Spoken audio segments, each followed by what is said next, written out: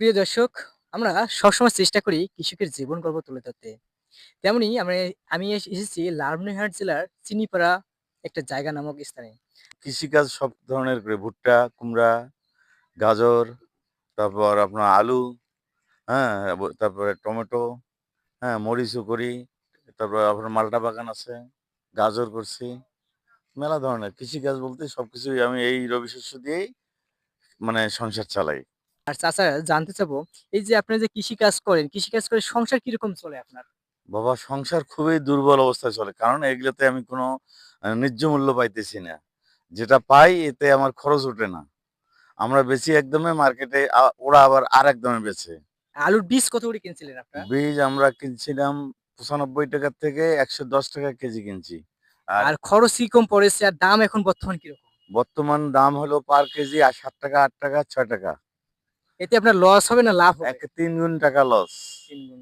হ্যাঁ, আমরা আরো এখানে দেখতেছি মালটা আপনি মনে হয় চাষ করেছেন। আর হ্যাঁ, মালটা কতদিন থেকে চাষ করতেছেন? মালটা এটা হলো লাগার বয়স হলো ৪ বৎসর। গতবার একটু ধরছে আর এবারে আরকি ২য় রাউন্ড আসছে আরকি। এটা কোন জাতের মালটা? এটা বাড়ি ৪। বাড়ি ৪। হ্যাঁ, আসলে মালটার ফুল এসেছে হয়তো কিছুদিনের মধ্যেই মালটা হবে। হ্যাঁ। আর আপনার পরিবারে কে, কে আছে? আমাদের পরিবারে আমরা বর্তমানে ৪ জন আছি। ৫ জন। ৫ জন আছে। হ্যাঁ। এই যে আপনার যে ছেলে-মেয়ে হচ্ছে সবাই কি কৃষিকাজের সঙ্গে জড়িত না অন্য, অন্য পেশার না সঙ্গে জড়িত? অন্যান্য পেশার সাথে জড়িত আছে। মেয়ে ৩ টে বিয়ে দিয়ে দিছি। ছেলে ২ টা আছে। হ্যাঁ, ছেলে একটা ডিগ্রিতে পড়তেছে, একটা ড্রাইভার। আর আমরা স্বামী-স্ত্রী আছি। আর বর্তমানে আমার নাতি আছে, আমার একটা মেয়ে আছে।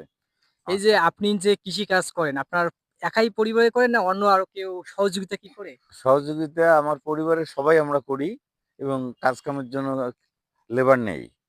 লেবার নিয়ে করেন। এই যে কৃষিকাজ যারা হচ্ছে বর্তমান যে তরুণ সমাজ তাদেরকে হচ্ছে কৃষিকাজে আমরা দেখি না কাজ করতে। বিভিন্ন ধরনের অনলাইন ডিভাইসে তারা আসক্ত। তাদের উদ্দেশ্যে আপনি কি বলবেন? যারা এই যে তরুণ রয়েছে, তারা তো কৃষিকাজ করে না। বিভিন্ন পেশা বা চাকরিতে তারা ছুটতেছে। তাদের আপনি কি বলবেন? তাদের আর কি বলবো? তারা তো এখন চাকরি যদি করে তো চাকরিটাই তো তার পেশা।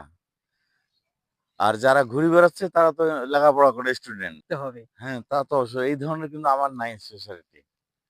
এই ধরনের আমার কোনো ফাংশন নাই যে কৃষিকাজ করে পরবর্তী জন্মে আরকি যে এটাকে বেঁচে রাখবে এই জি, জি। ধরনের ফাংশন নাই।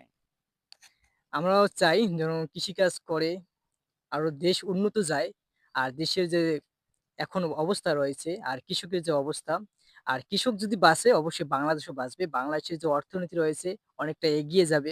আমরা এরকম প্রত্যাশা করি সবার কাছে। আর আমরা এসেছি চিনিপাড়ায়। আর চিনিপাড়ায় হচ্ছে চাচার এতক্ষণ জীবন গল্প শোনার চেষ্টা করলাম। এই যে কৃষিকাজ করে কিরকম করে জীবন জীবিকা চলে, আমরা সেটুকু জানার চেষ্টা করেছি।